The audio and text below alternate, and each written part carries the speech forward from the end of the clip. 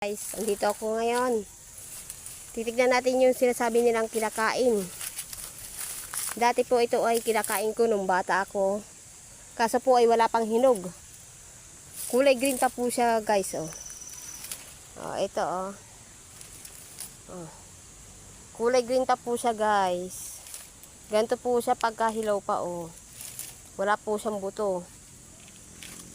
Wala pa po siyang hinog. Ayan, oh. Maano pa siya, murang-mura pa, guys. Wala pang hinog. Sayang.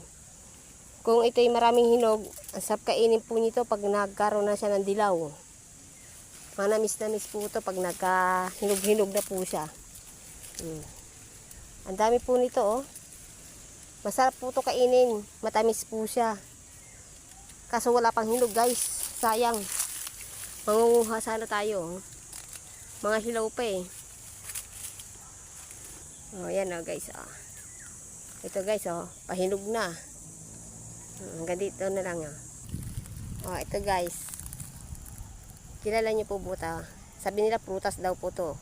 Sa ibang bansa daw po kinakain daw po to. Pero sa amin, guys, damulan to. Oh, kinakain daw po yan, guys. Pero sa atin, lason to. Sa dami niya na yun, oh, may hinog na, oh. Ayan, oh. May hinog na. Ayan, oh. May hinog na siya. Ganito lang, guys. Paki-share na lang po and subscribe na lang po ang aking channel. Thank you.